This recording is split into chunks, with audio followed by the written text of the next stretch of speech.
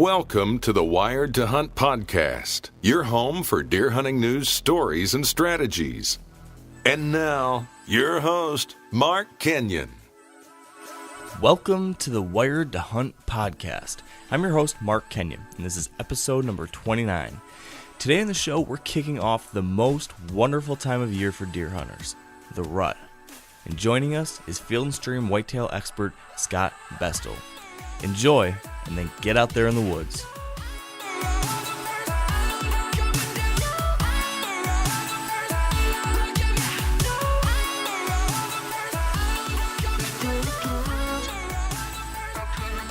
All right, welcome to the Wired to Hunt podcast. I am stoked to be here today for two reasons. Number one, the rut is right around the corner. And number two, joining me and Dan on the show today is Scott Bestul, an avid deer hunter and whitetail columnist and blogger for Field & Stream magazine. Welcome to the show, Scott. Thanks so much, Mark. It's great to be here. Hi, Dan. How are you today? Doing good. Yeah, we're thrilled to have you on the show, Scott. We've gotten to chat a bit in the past about the rut, and today we're hoping to talk about that topic really for the whole Wired to Hunt nation, and it's that awesome time of year. And that said, for those maybe that aren't as familiar with you and what you've been doing, can you kick us off to start with a little bit about what you're doing today in the whitetail world? Well, you mean professionally? I've been writing for Field & Stream for about 20 years, and I was a avid freelancer and remain that way. I sold stories to mostly major outdoor magazines, and it's kind of fun to make your living doing something you're passionate about. Definitely. And so that probably means you get to do a lot of whitetail hunting in the meantime when you're not writing, right? That's a great comment. One of my daughter's a 15-year-old teenager, a sophomore now, and she's had kids come up to her and say, "Is it true your dad is like a professional deer hunter?" She just laughs. She's like, "No, my dad is a professional writer," there's a huge difference there. Very true. I've in just the short year or so that I've been doing this, I've come to find that there's a whole lot more writing than hunting, more than I thought.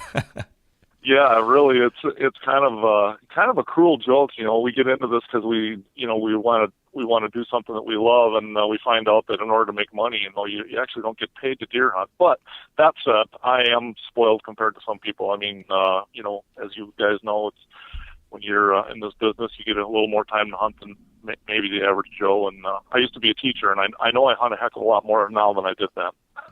Nice. Yeah, I can definitely relate.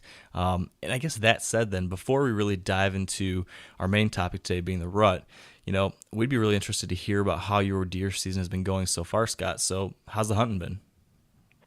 It's been kind of slow for me, which is kind of ironic. I mean, I had the best probably trail camera summer that I've ever had. I've got some wonderful bucks on camera, and our age structure here in southeast Minnesota just keeps getting better and better, and so I'm really, really excited. But so far as what I've seen from the stand, I haven't laid eyes on any of the big guys I know are there. So, but it's just a matter of time. I mean, through many years of deer hunting, I've learned to be patient and just be ready when it happens. And one of these days, it's going to happen.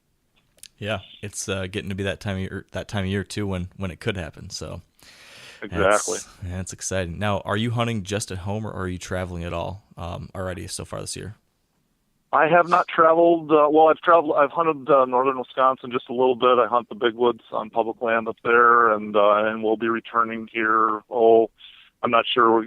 It's kind of fluid. I hunt with a friend up there, and he hunts down here with me, and so we just kind of, one guy tags out one place, or it gets really hot, in one place, we just communicate, and so I'll be flipping back and forth between those two spots, and then actually hunting southern Indiana this fall for the very first time in a couple of weeks. So I'm looking forward to that. I've never hunted there. Oh, nice. I don't want to dive too far down this path, but I'm actually, just as of a couple days ago, I'm going to be hunting southern Indiana too. So awesome. Yeah, when are you heading down there?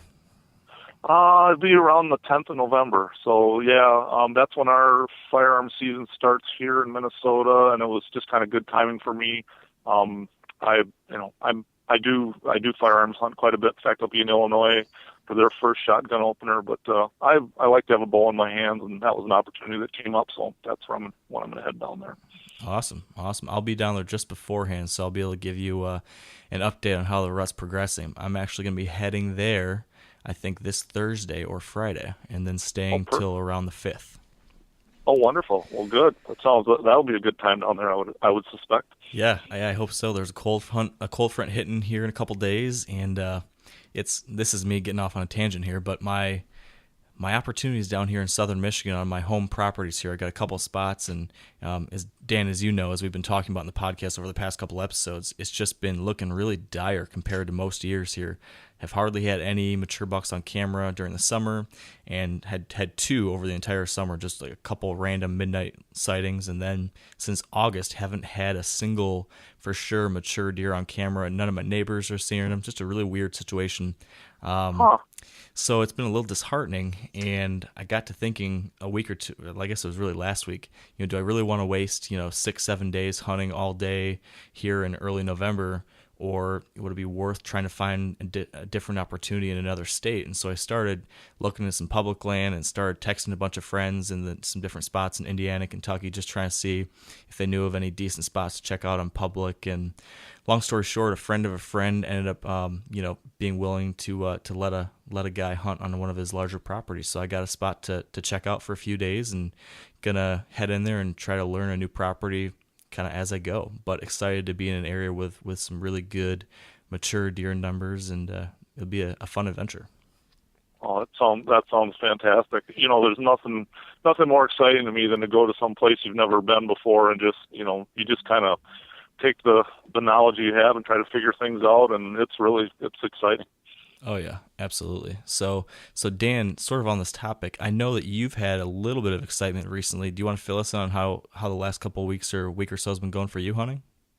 Well, this past weekend, I would say, as far as trail cameras are concerned, I didn't see a lot from the stand, but my trail cameras are starting to heat up. I moved them over top of scrapes and stuff, and a lot of the deer that have been hanging around all summer are still on the property. And I actually had an encounter with a really good 3-year-old. I believe he was a 3-year-old, somewhere about 140-ish, maybe 145 class 9 pointer that I ended up passing. And he was the only buck that I saw that was worth anything on this past weekend. So that gave me some high hopes, and just checking trail cameras and making sure that everything is in order for Saturday is when I start filming my buddy Ryan until he tags out, and then he'll get behind the camera if he tags out, and then film me the rest of the vacation. Gosh, that's got to be exciting knowing that's here just on the horizon. Yeah, let's see, 14 days, I believe, and try to lay down 2 deer in 14 days, and I think we can do it. Yeah, I think so too. And man, it is just last night and today and the last couple of days, I've just been getting the shakes, just so excited because this whole thing's about to pop here. And that's really what I wanted to focus our conversation here today on, Scott, is the whitetail rut. It's when this podcast goes live, it's going to be October 30th, and that's just about that time of year where across most of the country, the rut is just starting to get revving. And so today I was hoping to pick your brain, Scott, about all things related to the rut, in an effort to get our listeners as prepared as possible for, what I like to call the whitetail Super Bowl. This is really, everyone goes all in, and lots of times these next couple weeks can make or break someone's season. So to kick things off, Scott, I'm curious, you kind of touched on it just a bit, but could you fill us in on what your plans are for the next couple weeks of hunting the rut? You said maybe Indiana and maybe Illinois even, but where exactly are you going to be, and what's your plan there? Well, I tell you, until about the 10th of November, I'll be hunting primarily at home here in southeastern Minnesota on kind of a mix of public and private that I hunt. I'm fortunate enough I have 2 or 3 different farms I can hunt on, plus quite a bit of public ground, and that's where most of my scouting effort has gone for through the summer and early fall. And so anyway, right now, as we prep for that, October 30th Halloween time frame, I've been doing a lot of speed scouting, popping in areas where I know are typically good rub lines and areas for scraping, and just checking to see where the real hottest sign is, and then when it's go time, and like you said, we've got some cold weather coming. It's just, as both you guys know, you get a good cold front this time of year, and it's like flipping a switch. They're off to the races, and we got to be sitting in a tree waiting for them. Yeah, that's the truth. Now, something you just touched on there when it comes to scouting, you said you're looking for different types of sign, like rub lines and stuff. Maybe to kick off, could you elaborate on what kind of sign you're paying attention to at this time of year and how you might be factoring that into your hunting strategy? Well, I found that in the late pre-rut, that scrapes are a lot more important than they are later on, and so my primary focus right now is going to be for the next few days is going to be hunting scrapes. My buddy just called me the other day, actually texted me from his tree stand, and he said I'm in a really good staging area with lots of scrapes. You know, he was well off a food source, but you know, this is a good scraping area that kind of funneled deer into it before bucks would head out to feed at night. And he saw 3 great bucks that evening and passed a shot on one at 14 yards. So anyway, that's so it kind of morphs for me. I hunt scrapes early, pay attention to where rubs are, and because for me, when I find rubs going through travel routes, and I know, you know, when bucks start covering a lot of ground, they're going to be, you know, doing that as quickly as possible, and using terrain funnels to get from place to place and search for does. And so then I kind of switch to that and mix it up. You know, get on food sources once in a while in the evening and see where the does are going to be. And as you guys both know, if you don't know where your does are this time of year, you better start scrambling, because that's where the bucks are going to wind up eventually. So true. Now, you mentioned that you're hunting over scrapes now and for the next week or so. Now, are you running trail cameras over top of these scrapes as well, or how do you use your trail cameras to, I guess, determine where you're going to be hunting? That's a great question, man. I'm still kind of tweaking that formula, Dan. I really I found that some bucks are kind of I don't know if it's camera shy. I think I was just talking to a good friend of mine from Illinois about this last night. He had shot a great deer. We were talking about trail cameras, and he said, you know, I don't think they necessarily spook bucks, but they just see something in their world that doesn't compute with them, and they get kind of funky about it. So I don't, if I'm planning to hunt a specific set of scrapes, I don't usually hang cameras right on those. That's just my personal preference. I know some guys have really good luck with that, but I'll go, you know, off that action just a little bit, just to kind of get an idea of, you know, what bucks are coming through, what times of day they're moving. So I like a scrape near a food source, like a field edge or a food plot, because bucks are usually hitting those at night, and my stand locations usually aren't there. But I prefer to keep my stand locations slightly off of where I have cameras, just because, you know, I'm going in and out of there. I'm checking them every once in a while, and if a buck is acting funky around that camera, I don't want to hunt a buck that's any tenser than he needs to be. It's hard enough as it is. Got it. Makes perfect sense. Yeah, it does. Now, sticking on the scrape topic, if someone is trying to hunt scrapes in this next week or so, you kind of mentioned, you touched on this just a bit, but from everything I've seen, experienced, it seems like the scrapes to be hunting are not those that are anywhere near field edges and stuff. Could you talk a little bit about the areas that can work for scrapes? That's a great question. And sometimes field edge scrapes are okay, but as a rule, I tend to avoid them. It kind of depends on the situation, but I just hung 2 sets last week, or actually brushed out the areas on public land, and it was a broad valley bottom, and it kind of, there's several different, that system, that creek bottom that goes through there connects several major ridges that happen to have good farm fields on top where I know deer are feeding, and so I got 2 sets prepped there and that big valley bottom, and I know deer are going to be comfortable coming through there any time of day, and it's quite a hike down in there. Like I said, it's public land, and I just plan I'll be sitting both of those sets at some point, starting Halloween and that first week in November, and I expect to just go in there, haul a bunch of stuff with me, and sit all day. Nice. That sounds like right in line with kind of my thoughts too on what can work for scrapes, and try getting in those areas where they might hit them during daylight. Now, Dan, I know that we talked earlier about kind of getting Scott's thoughts on different setups and stuff. Did you want to kind of chat about that right here? Yeah. So let's break this rut down into two sections. Like, the very first round of does and then the second round of does. And I guess where the hunters are seeing a lot of the action is where the buck breaks off the first doe and then goes to the second doe.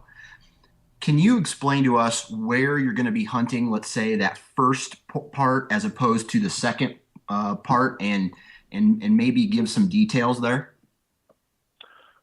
Okay. Well, early on, before that first doe or group of does starts to pop, I tend to kind of switch it up. I mean, I'm hunting the freshest buck sign, but I'm also really monitoring where my does are and knowing that bucks are going to show up in those areas. We've seen this time and time again here in southeastern Minnesota where, morning hunts, bucks are, they're cruising ground, they're popping between doe bedding areas. And so I'm typically kind of back in the timber in terrain funnels that I know are going to connect those areas and sitting as long as I can during the day. However, if it's not happening there, sometimes, or I just don't feel like sitting all day. I mean, let's face it, it's a tough road when you're sitting in a tree stand for 10, 12 hours. So I may just, the last 2-3 hours of light, I may pop out towards the food source that I know does are inhabiting, and bucks are going to be nosing around there. So that's kind of my strategy early. And then when you're talking about that second pulse of does, you're talking about after the peak rut is passed and they're kind of getting that second group. Dan, is that right? Yeah, let's say like halfway through November. Okay. Yeah, and that's it's interesting. A lot of guys get discouraged that time frame because they kind of know that first big flush of activity is gone, and if they haven't tagged out, it's easy to get discouraged. But I kind of get pumped up myself because, in my opinion, a lot of those young bucks that you see running willy-nilly across the landscape, they're kind of running out of gas. And so the bucks that you see in that mid-November time frame are sometimes the big guys because they've got the endurance. They're just going to keep pushing and push until they fall over the last doe's breath. Anyway, then I switch to I just go back to kind of that 1-2 punch. I mean, I'm hitting terrain funnels in the morning, but I do concentrate a little bit more on on food sources in the evening because those bucks they just keep coming back to them, looking for that last hot doe. So let's zero in on that first piece you talked about there, which is the terrain funnels, because funnels, pinch points, these are topics and words that are thrown around all the time when people are talking about the rut. But for some people, maybe there might be still some questions here. So Scott, can you give us some real detail in regards to what a terrain funnel, what kind of terrain would constitute as a funnel for you? What might those places look like? And then how are you specifically setting up in an area like that? Okay. Well, I think one of the easiest ways to learn funnels, at least it was for me, a good friend of mine taught me this. He's a logger and an excellent deer hunter, and he's always looking at big picture scenarios. In other words, he's not worried so much about how a buck is going to cross from point A to point B that's 200 yards long. He backs off even further, looks at an aerial photo, and says, okay, what is connecting? What are these trails and buck sign connecting that might be a half a mile or a mile away? Now, granted, he hunts big woods deer, and that's where I hunt with him, and so those deer put on a lot more miles.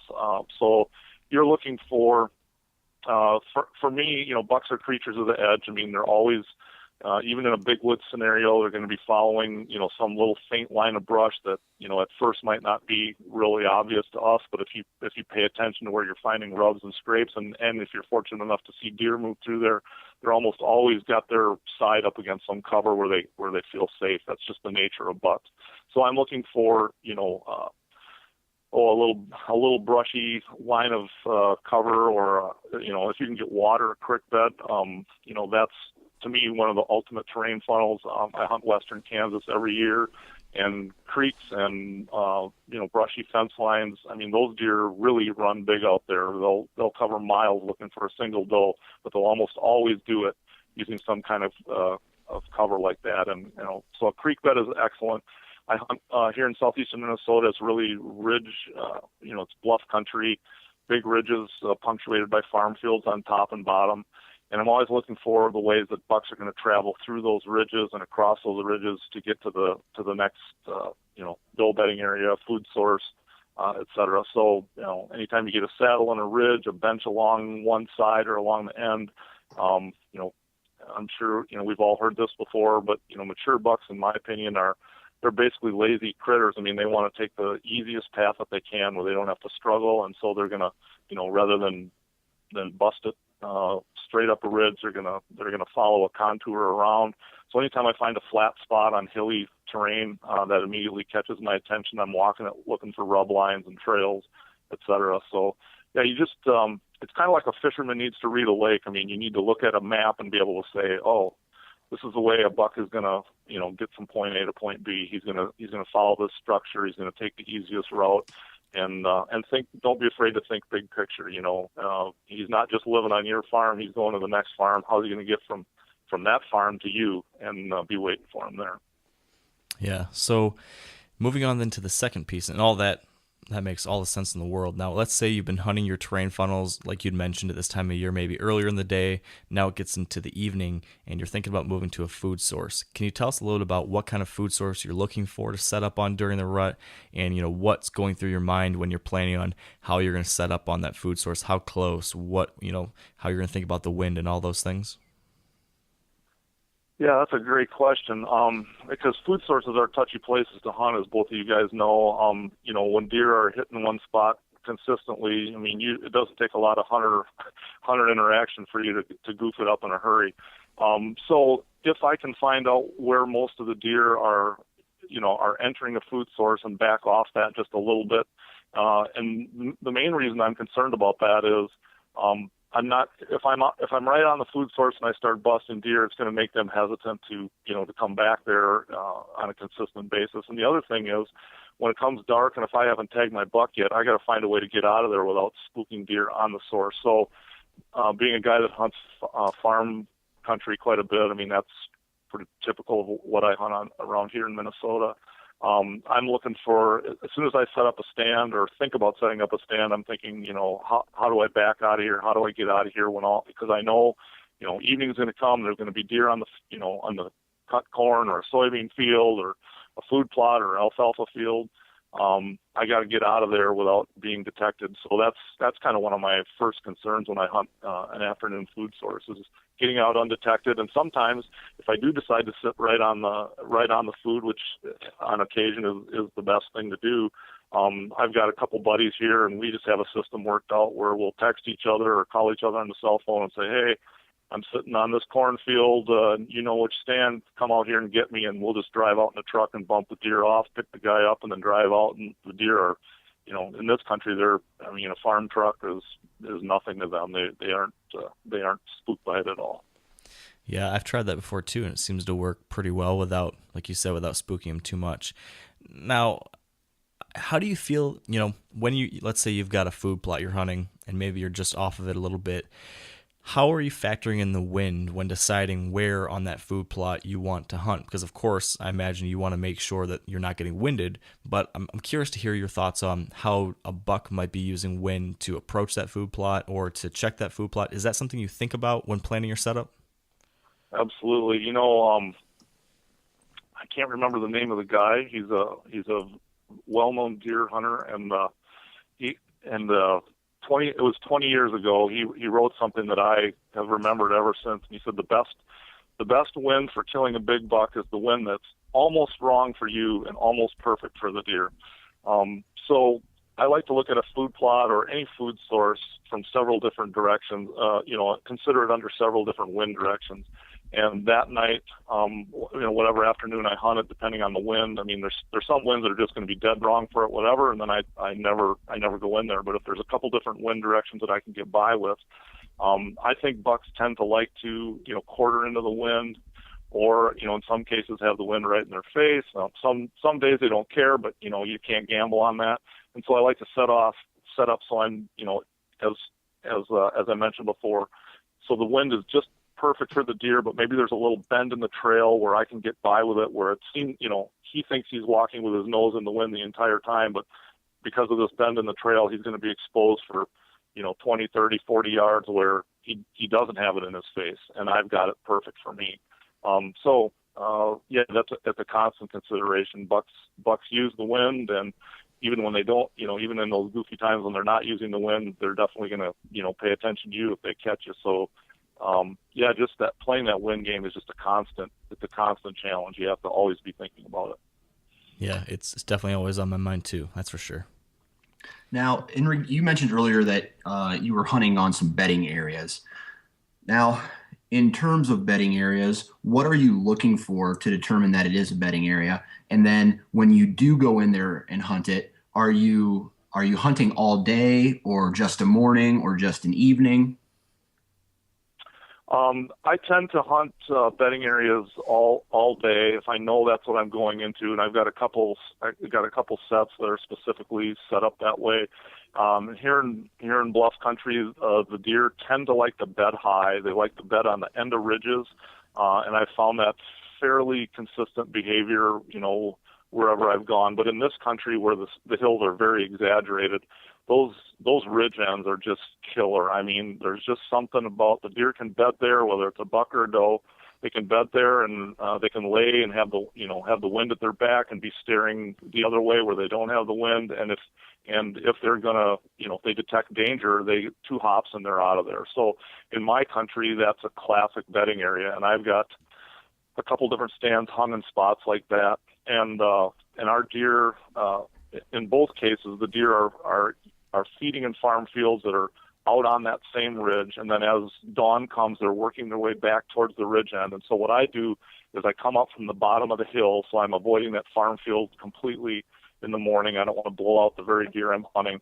I crawl up there in the dark, I get settled in that stand, and then I try to just grind it out all day long, and I make sure that I've got a wind that's pushing my scent off of the end of the ridge. And so I hang my stand right on the ridge end. So, and I'm, 15, 20 feet up in the air. And so if I've got a wind that's blowing from that farm field out to the end of the ridge, even if the deer circles downwind of me, say if I rattle or grunt to him or he's chasing a doe, there's no way that deer is going to pick up my wind. So that's kind of my classic favorite morning bedding area set. Is that a spot where you're seeing activity from bucks checking those areas all throughout the day? Or, like you mentioned, there was just a morning spot and you're moving on elsewhere? That's a great question. In fact, probably one of the best days I ever had last year was one of our absolute coldest days. It was November 21st, and I think it was 5 degrees straight temperature, and we had like a 15-mile-an-hour wind. It was just brutal. And I hiked up the hill to this bedding spot that I told you about earlier. It's hung on a skinny little elm tree, but I've got good cedars behind me for a back cover. And I thought, man, I knew it was going to be cold. I'm like, man, if I can hang in here till noon, I'll probably get a shot. And so anyway, I strapped my warm clothing to my backpack and hiked up there in pretty light clothes, got to the base of the tree, put all my clothes on, crawled up there, and 4 hours later, I had not seen a hair. I mean, I hadn't seen even a fawn. And I was just thinking about wimping out and saying, okay, I'm not man enough for this anymore. I better get out of here. And I looked up, and here comes the doe. And she had 4 bucks behind her. Wow. And they all slid right in through my, just perfect. I mean, couldn't have just mapped it any better. I mean, they were all within 15 yards.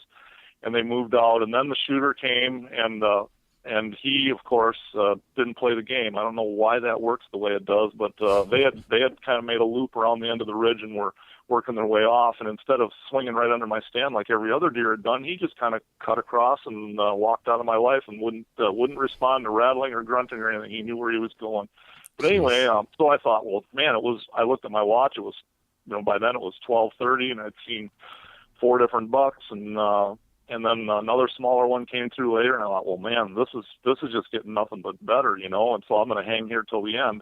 And I never saw a deer the rest of the day, and I thought about that hunt so many times because I thought, if I got in there early and sat for just a couple hours, I would have never seen a thing. If I'd have gotten in there late, sat for a couple hours, I'd have never seen a thing. So I think there's a lot more midday movement going on than a guy thinks. And Dan, I actually shot one of my nicer Iowa bucks down there by where you hunt. And I had seen a couple deer early in the morning and then nothing, and I just was determined to grind it out. And by golly, at noon, that deer came through, and I was able to rattle them in and shoot them at about 15 yards. So I think there's a lot more midday movement going on, and when you're hunting bedding areas, you just kind of have to count on that. Man, I am not a fan of hunting all day. I have, I don't blame you. You can't sugarcoat it. It's just terrible. I got bad knees and the stands are too small. And oh man, I could sit here and complain about that forever. But, you, but you It's mentioned, so true. I mean, I've actually had days where I'm up there and you've been up there so long, it's like I forget I'm even in a tree, and I'm yeah. so glad I got my safety belt on because I could just pitch right off the stand. It's a grind. It is definitely a grind, that's for sure. Now you mentioned calling. How much calling, rattling, grunting, snort wheezing, whatever, do you do? And is it blind calling, or are you calling only when you see a deer? That's a great question, man. I wish I had the right answer because I generally I call less now probably than I ever have. I prefer to call the deer that I see just because I know I can judge their reaction. I can judge their body language and their mood at the moment and how they're responding to that calling. So that's my ideal. I carry my rattling antlers on every hunt from the middle of September all the way till the end of late season. But I use them pretty sparingly. When I know things are really rocking, when I see bucks that are cruising and they're out looking, I don't hesitate to blind rattle. However, I'm very, very picky about my setup. Let's just go back to that ridge end as an example. If I've got a spot like that where I know a buck is incapable of getting my wind, I'm a lot more liberal with my rattling. If I've got a spot where the wind is kind of iffy, like we described that scenario before where, everything's almost perfect for the buck and everything's almost wrong for you, I almost never rattle in because I know that buck, 90% of the bucks are going to come in downwind and he's going to get me eventually. And I hate that. It's like, geez, I could have killed that deer if I had just put my horns away. So I'm pretty picky about when I call and rattle. And I'm big on, you guys know this, but Mark Jury just pops to my mind as just a calling master and a guy that knows how to, read deer body language and know when a deer is vulnerable to calling. And I've picked up a lot of great tips listening to Mark and other experts like that, that, really kind of use calling as a finishing tool or, more of a, I'm going to call that deer when I know he's in the mood, when I know he's vulnerable. And if I think there's any chance he's not, I'm not messing with it. So Scott, can you share with us what that situation might look like when, can you walk us through, okay, you've seen a buck, what are you looking for to determine whether or not he's vulnerable to calling? Can you tell us, what's going to make you call? What's going to make you say, hey, I'm going to stop calling now? Can you kind of walk us through that whole situation so that one of our listeners might be able to apply some of these tips that you're mentioning if they actually have a buck in the field and they want to try something like this? Sure, I'd be happy to. Yeah, well, if you're a turkey hunter, I think some of these things will be kind of obvious to you because a lot of times we can watch a gobbler, like a field gobbler, and kind of, read how he's responding to our calls. And bucks are kind of the same way. So, let's say I'm up in a tree stand, I've got a buck, and he's walking, and I know he can't get my wind right now. He's upwind to me. And if he's not coming in for a shot, there's no way I'm not calling to that deer. Or I've got to call to him because he's going to walk out of your life no matter what. So you might as well call to him.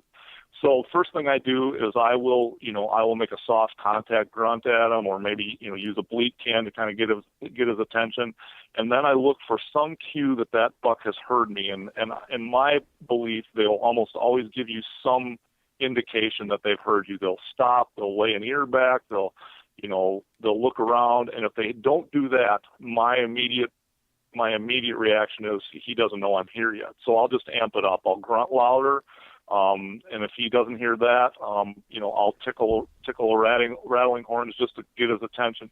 It's important to remember that when bucks are in the rut, they're walking through the woods and they're breathing hard, they're crunching leaves, they're snapping twigs, and a lot of times, they don't hear that first few contact grunts we give them.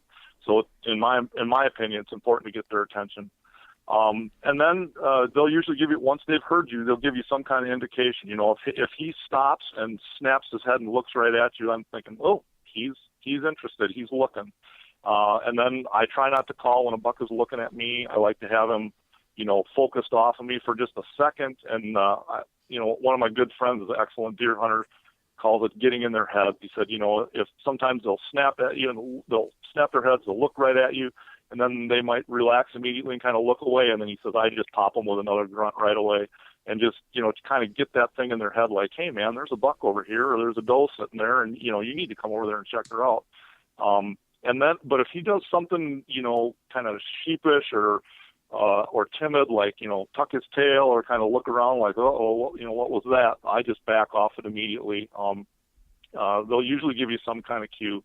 And it's funny, Dan, you guys that hunt southern Iowa, you bang horns together and they just come and bust their antlers on your tree, don't they? Well, some of the young ones do. That's a fact. Exactly. It's a little different here in Michigan. Yeah, it's and the same in Minnesota.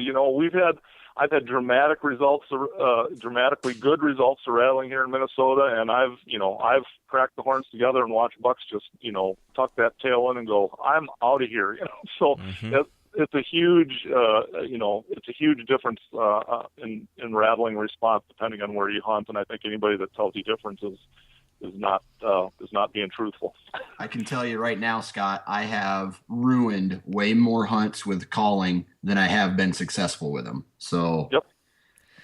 So over rattling. Back in my younger days, I was a rattling machine, thinking that every deer wanted to come check out a pair of rattling antlers, and that just wasn't the case.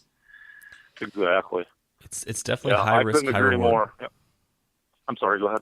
I just said it's definitely high risk, high reward at times.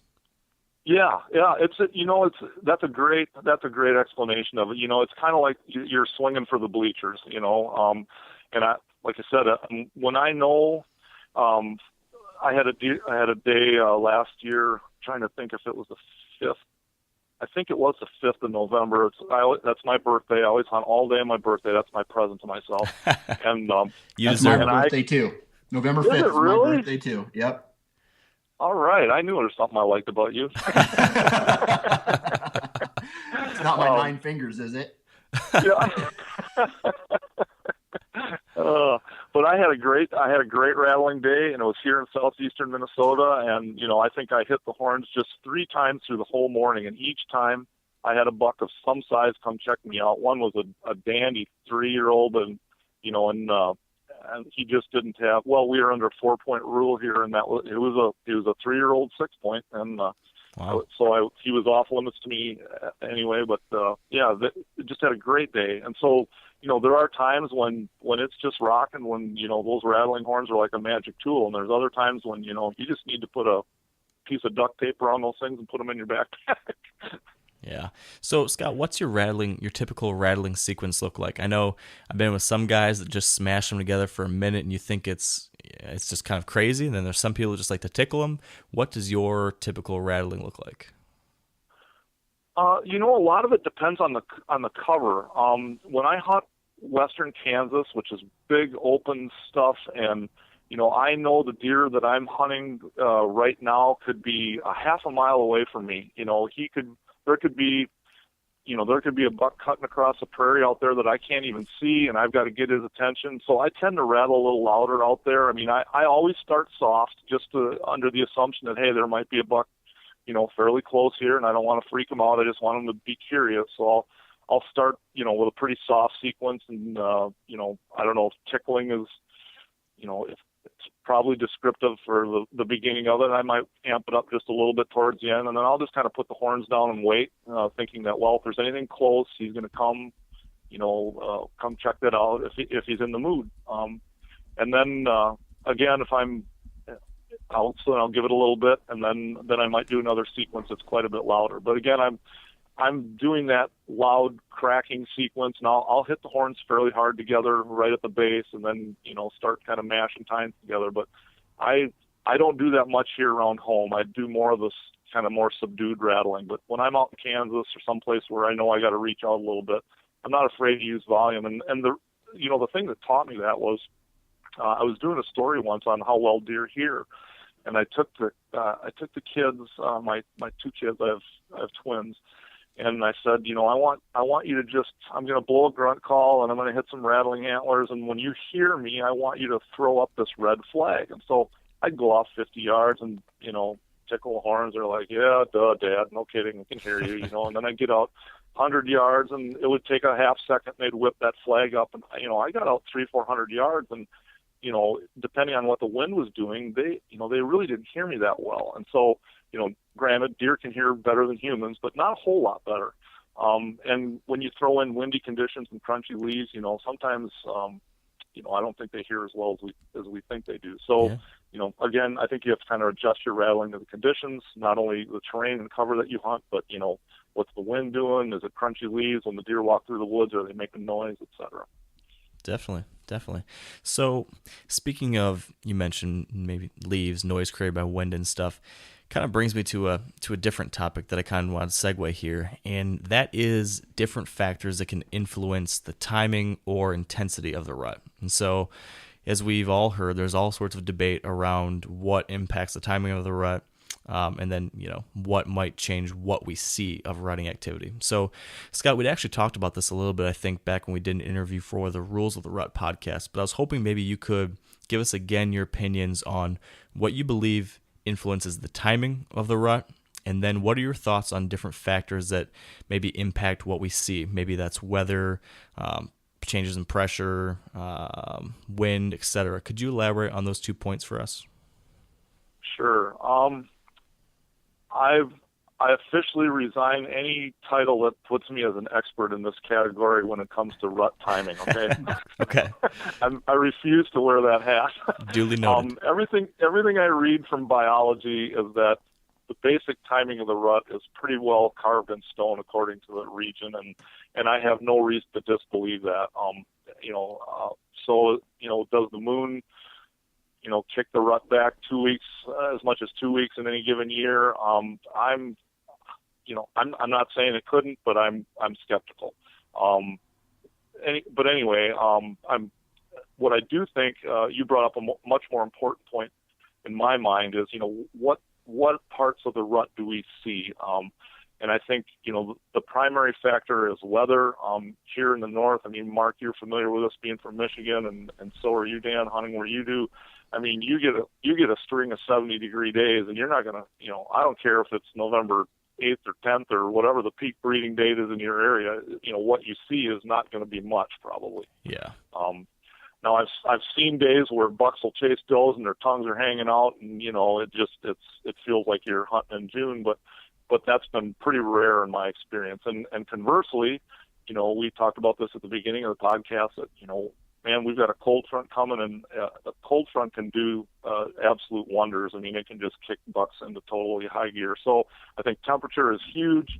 Wind can put deer down, but I've also seen, I've seen windy days where it was just absolutely nuts, and I can't explain it. I've got a friend in Illinois, a very successful buck hunter, and he's killed some of his absolute biggest deer on really windy days, and he uses those days to sneak into really sensitive areas like bedding areas, and he feels he can get in there and have his movement covered.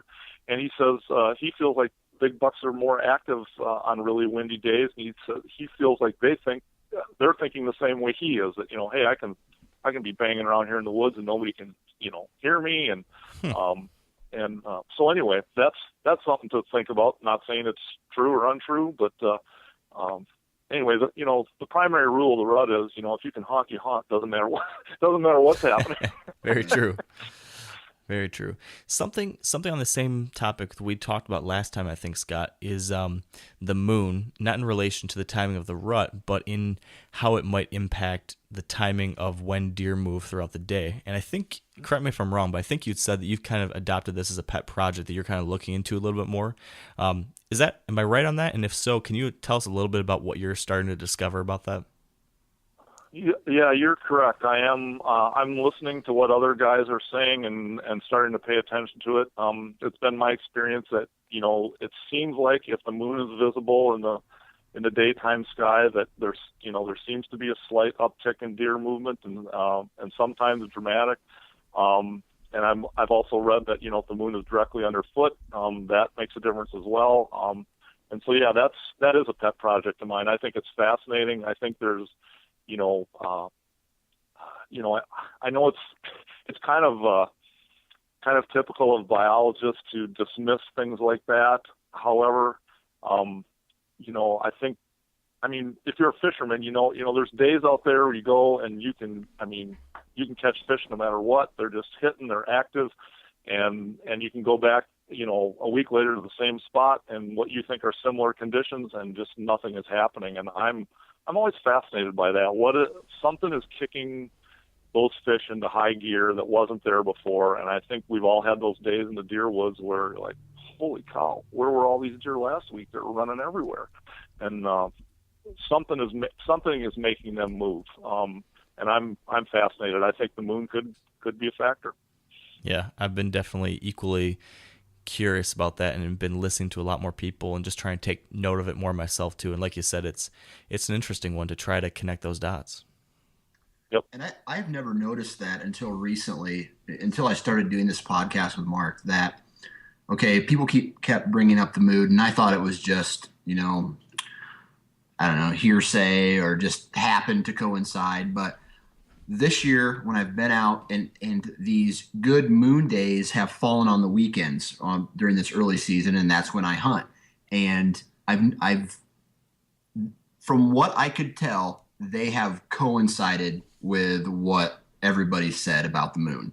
So that's kind of interesting. I think it's definitely something that somebody should take into consideration, but not, throw all your cards on the table with it.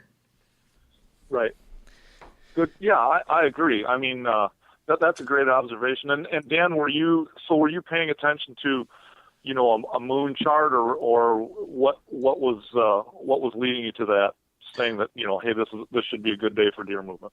I saw a moon chart that me and Mark had talked about, and yep. I just noticed it. I said, okay, well, here's what this moon's supposed to do. And sure enough, it was a clear morning, and the moon was, going down as the sun was coming up, and I saw a ton of movement that day. And it just so happened that I'm just like, maybe I should start, checking this out a little bit more.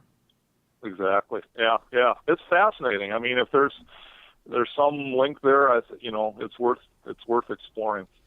And definitely, we as hunters want to have every, any opportunity increase that's possible. So. Exactly. So true. Now, let's talk scents a second. Do you create any mock scrapes or use any urine or drag lines when you walk into your stand, or let's say cover scent or anything like that? I do. So mock scrapes, yeah. I will use any available, deer urine that I have, or I will even use my own. I don't think it doesn't make any difference. I think the bucks are. I'm no scientist, but I've heard that the basic smell of urine breaks down fairly quickly, and then pee just smells like pee. So anyway, I've had bucks hit mock scrapes that I've peed in all. I mean, I've just got picture after picture after picture. So that doesn't bother me in the least. I do drag lines once in a while. I will hang out scent wicks once in a while. So yeah, I mean, scents can work. It just depends on the degree to what, I think when you do things like that, like, drag lines and scent wicks and et cetera, you have to be careful. And so you have to make sure your own scent isn't mingling with that. And so it just depends on, I guess my basic philosophy is, if I feel like being really careful that day, I'll do it. And there's some days it's like, you know what, I just want to get my butt in a tree and just sit there and watch deer. And if I've got that mindset, I'm like, Bestul, you just better put scents away.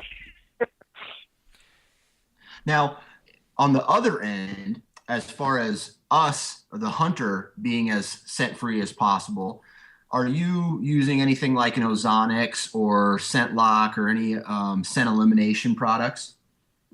That's a great question. We do a scent test for Field and Stream every year, and the thing, I'm just going to be total disclaimer, I was totally prepared for ozone to fail during this test. What we do is we use a drug sniffing dog that's trained to also track human beings. and he's really, really good. I mean, he can. So we set up this thing called a box test. I don't know if you've seen the magazine or familiar with this test, but there's 6 different boxes, and we heat up each box with human scent, and then we take every guy by putting a guy in there for a couple minutes, and then we take every guy out and we leave one guy in a box. And then we set, then the handler, unleashes the dog and says, go find the guy, and then we time how long it takes the dog to find the hunter. And in our experience, we've done this for 4 or 5 years now, and we've tested pretty much everything. The 2 things that have performed the best, amazingly, are skunk scent was like number 2, and then B was a hunter using ozonics. Not there surprising. It is, Mark. Yeah, it's not surprising to you or me. Both Scott, both Dan and I use ozonics for quite Is a while that now. right? Have you had good luck with them? Very. I know that it seems like whenever we bring up ozonics, it causes controversy. People inevitably have complaints about it, or say they don't think it works, or it's too much technology, or different things. But regardless of any of that, I just cannot bring myself to not go out there with an ozonics unit after I've seen how it works. I mean, it's worked for me time and time again. I'm not saying it works 100% of the time, Sure. but it absolutely helps. I feel naked without it in the woods. I don't think I've been to the woods once on purpose without it.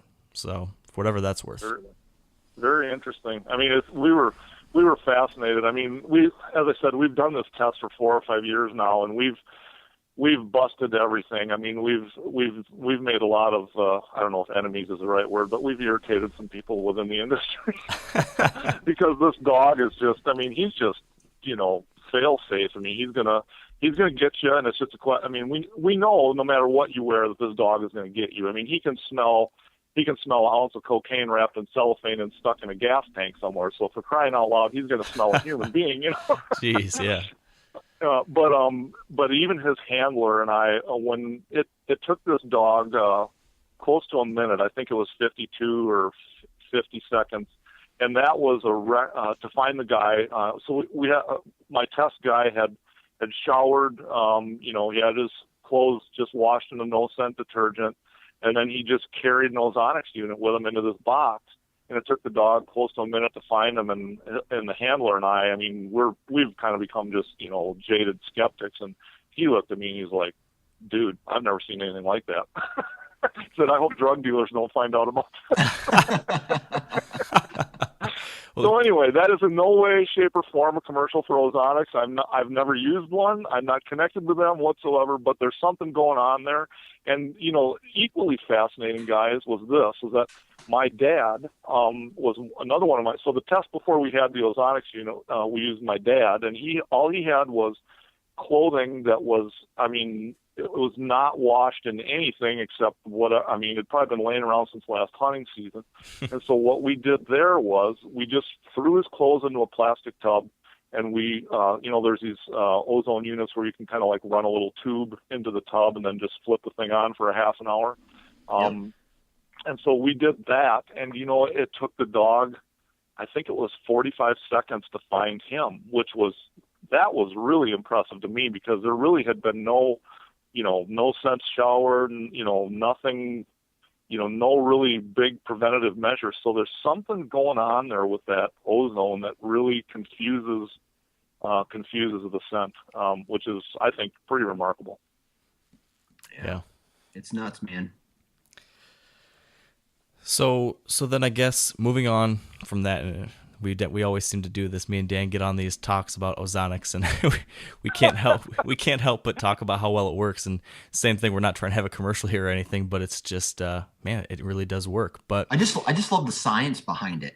Yeah. Anytime, like I talked to Mark earlier today about potentially having a biologist on the show. It's because I want to know not necessarily about the products, but I feel that if a hunter knows its prey better, and not just like, hey, the rut is in November, but that this is how they smell, this is how they see, this is what causes this action, that we Right. can use that information to get a better understanding and how to predict our moves compared to their moves. Exactly.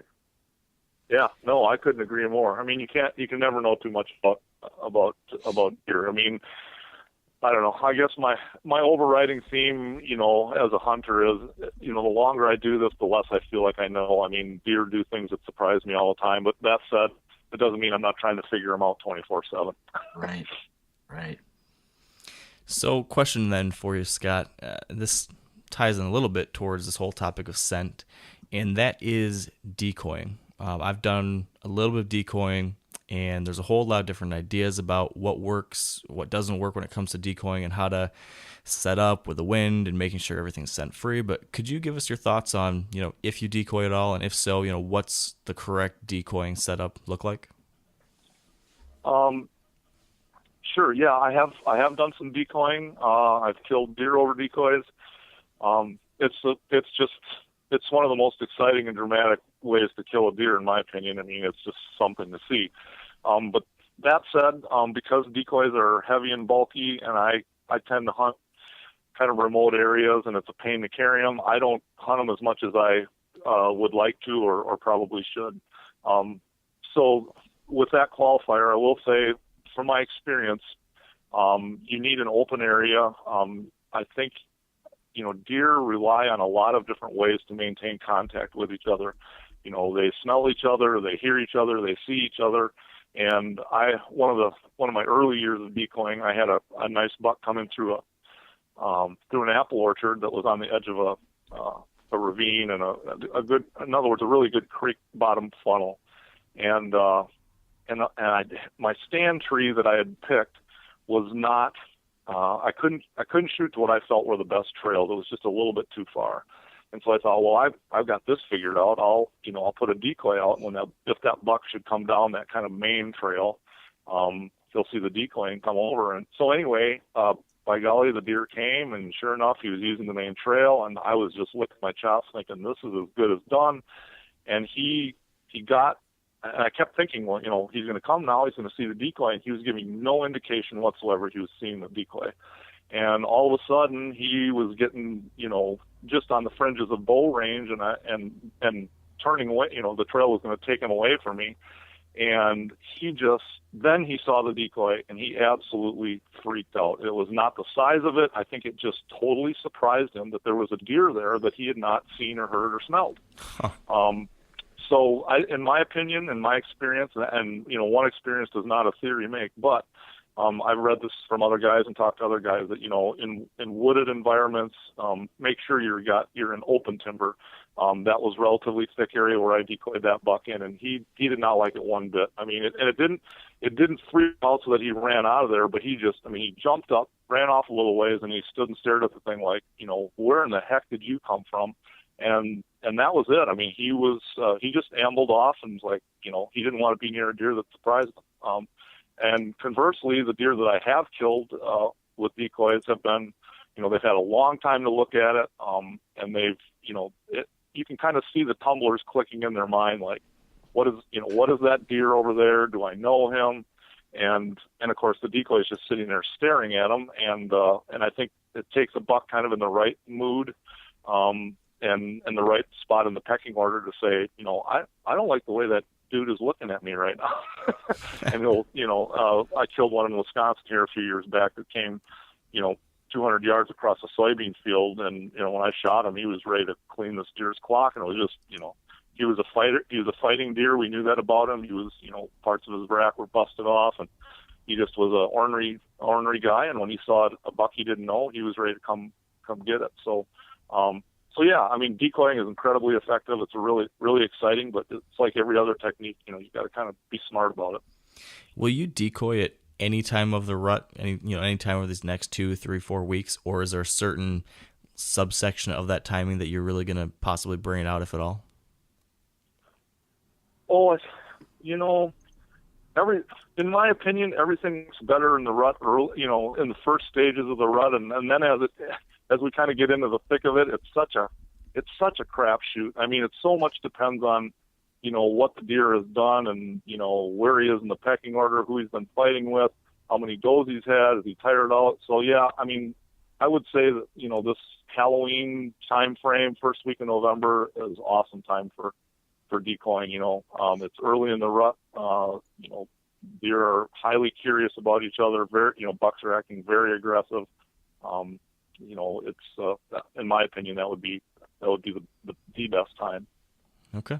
Good to know. When I head down to Indiana, I'm definitely going to be bringing my decoy down there. From what I'm seeing, there's definitely a number of bucks that would be interested in starting a tussle. So I'm hoping to maybe make it work down there. And then definitely, after Indiana, I'll be heading out to my property in southern Ohio, and that's a spot where I use it. I tried once or twice last year on this property with it and never ended up seeing a buck when I had it out there. But I saw so many deer last year that were busted up. I mean, so many bucks that were missing tines, missing half a rack. It just seems like there's an inordinate amount of bucks just bruising each other up. So I'm excited to bring one out there and see what happens. That sounds like a perfect scenario. Now, you guys, when you use a decoy, do you use scent with it? Do you rattle or call? What's your basic approach? Yeah. So for me, and again, I'm not an expert on decoying. I just started using decoys last year, actually, because in Michigan, I've always thought of it as really taboo around here because just so super high pressure and such a low number of mature deer that I've stayed away from it. But in these other spots like Iowa or Ohio where I'm hunting now, decided I should start giving it a shot. And so from what I've picked up from other people that are much more experienced and smarter than me, what I've been doing is setting it up with actually one antler out of the decoy, so just a one antler buck. And I heard this from a guy named John Dudley, who just seems to see that he said that it just seemed to be that it was enough of an antagonizer for a buck that really wanted to come in for a fight. He'd be coming at it.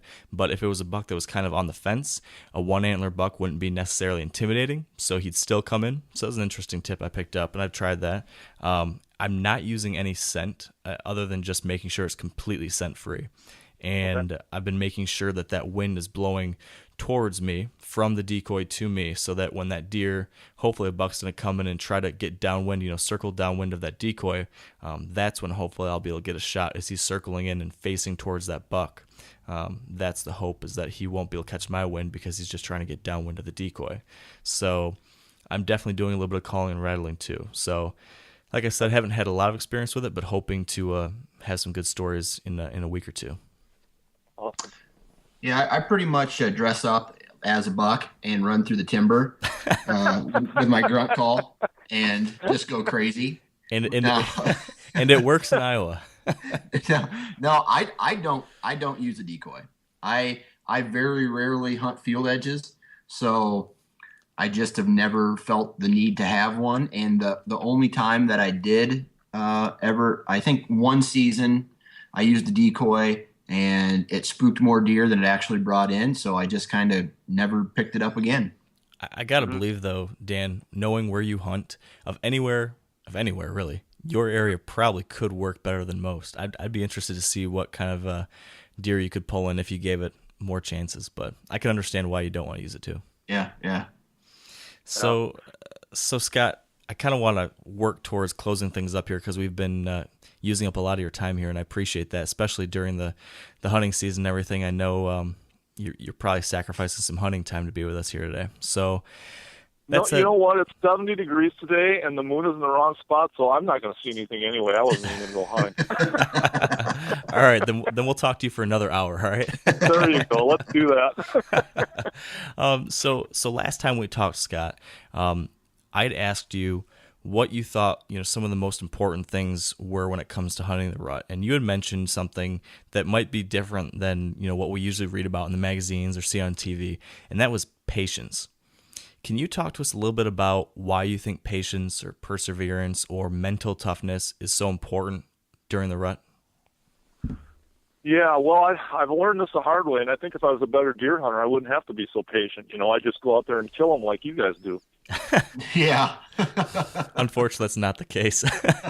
Oh, but how many times have you experienced this? You get out there, you're in a spot, it's a killer spot, the sign is everywhere, the bucks are there, and you sit there and you sit there and you sit there and nothing's happening. And I don't care. I don't know. I guess there are guys that maybe their brains are wired different than me, but I get discouraged. Like, man, what am I doing wrong? I'm second guessing this. Maybe this buck isn't around here, or the bucks aren't around here, and it's by golly, it's November 3rd. They're supposed to be running nuts. What's wrong with these deer? Uh-huh. And it can get frustrating. And so, I guess the feeling that I've adopted over the last few years is, I'm going to hunt my plan the best that I can. I'm going to operate on the information that I have and that I think is right. And then, the deer got to do their part. They got to show up, and, they don't always do what we think they're going to do. And that just seems to get played out time and time again. I mean, you can have a buck, you can have his core area nailed down pretty good. You can know where he likes to rub and scrape and feed and chase does, and he's still moving like a ping pong ball through there, and he's going to zig when you zag, and so you're just going to have to kind of grit your teeth and understand that, especially if you're selective about the buck you want to shoot at all. And Dan is, he's a better man than I. He'll go on a 1-buck mission and pass up booners waiting for the 200-incher, and I'm not that guy. True story. Hey, I'll tell you what, Scott, why don't you come hunt with me, and we'll see how many booners I got running around. Well, if that's an invitation, I'll be down there. Oh, geez. But no, and that happens. I think that mindset is important, not only on a daily basis, but also to recognize that the rut is a long process. And we talked earlier about time frames of the hunt, of the rut, and and what to do at different phases. And it's crazy. We go out there. If you guys are anything like me, you'll be going out there this next week and next 2 weeks, and we're jazzed up, we're ready to go, and we want it to happen. And all of a sudden, it's November 10th, and we still haven't tagged anything. And it's easy to get discouraged, and not only that, but physically tired. And we still got 10 to 15 days of really good hunting ahead of us. So yeah, patience. It's important to pace yourself. It's important to take care of yourself, and get a lot of sleep and eat the right foods, because sometimes you just got to grind it out. I mean, we've all had those years where you go out there and they just run under you, and you tag one and you're done, and away you go. But boy, I'm learning. I'm an old dog now. I'm ancient compared to you guys. Those things don't happen to me much anymore. Yeah, I think that's 100% where I'm at too with all this. It's especially if you're doing, what me or Dan, or probably you were doing too, Scott, like starting tomorrow. It's October 28th tomorrow. I'm going to be hunting every single day from October 28th through November 18th. And starting on November 1st, I'll be hunting all day. So 12 or 13 hours in the stand from the 1st through at least the 15th. And like you said, that's a absolute physical grind, and it's a mental grind too. And it's, for me, hunting the rut, I mean, there's only so many things you can do during the rut to put yourself in the position to succeed. And if you can handle the basics, from there, it's a mental game. I think for me, it's just, can you grit it out? Can you stick with your plan? Can you handle the ups and downs and the frustration and the long hours of monotony and nothing happening? And when things don't go as planned, you botch a shot, or you get winded, or whatever it is, things are going to go wrong. The question is, can you get back up from it, and can you keep on grinding, and can you keep on pushing? And I think if you can kind of weather that storm and push through that marathon, eventually, in most cases, you're going to hopefully have a chance. And for me, that's what the rut comes down to. I just look at it as a grind, and I prepare myself that it's going to be tough. It's going to be a challenge, but there's going to be some really, really awesome lifelong memories interspersed. And it's something I get excited about, and I'm just ready. Tomorrow it's going to start, and I'm just going to, it's slightly foreboding and kind of scary at the same time, because I know I'm going to go through a lot of early mornings and long days, but it's exciting too. So that's an awesome attitude to have. And, it's I think it's an overlooked and underappreciated attitude. And, what I'm going to say, I need to preface first, some of my very best friends do outdoor TV, okay? So this is not a slant against outdoor TV, but I think, if you're like me, you watch those hunting shows, and it's like, oh my gosh, these guys, they tell you what their setup's going to be, and we've kind of got this buck down here, and, we've been hanging for him, and sure enough, within 20 minutes of TV time, the buck shows up and they kill him. And it's so easy to kind of get that kind of mentality in your head that, well, I've got a good setup, he's got to show up. But if you look at your own memory, it works exactly the same way as outdoor TV. We delete out the millions of hours that we sit out there and don't see a doggone thing. And when Mark or Dan, when I say, what's your best rut memory? Man, you don't sift through, 25 days of seeing nothing. You tell me about the day that 5 bucks came blowing under your stand, chasing a doe. Yeah. So anyway, that's human nature to, not delete or to delete the low points and not forget, how much hard work it can be. But boy, it's rewarding when it finally happens. And I think the guys that are most consistently successful and gals, are the ones that they're just going to grind it out. They're just going to keep hunting no matter what. Yep. I think if there's anything I would want our listeners to take away from today, it's that right there. It's, take as many of these tactics into the woods as you can, try these different things and hunt the pinch points or hunt the funnels or whatever it might be, and try the scents and the grunt calls and the rattling and everything. But if all else fails, if you can put your time in and push through the low points and the high points and everything in between, you can have some success this rut. So I love it, Scott. This has been awesome, and we're well over time here, longer than we usually go. But Dan, do you have one final question for Scott before we wrap things up here? So today we've talked a lot about what to do and, got some of your opinions on that. Is there anything that a hunter or the listener of this podcast should not do, or anything that you feel is a game ruiner when you're out there? Well, I think, I think a lot of people, and I'm guilty of this when I was younger, was thinking, we equate the rut with chaos, and that, bucks are going to be doing stupid things, and they're going to be, acting abnormally, and we can get away with this and we can get away with that. And all I can say, based on my personal experiences, don't count on it. They're still deer, and the bigger the buck, the more mature buck you're hunting, he doesn't forget that his number one job on earth is just simply to survive. He never has that off his mind, except for those 30 milliseconds when he's got a hot doe in his sights and before he's got her pinned down and has no competition for her, and then he goes right back into that thing. So yeah, you've got to play the wind.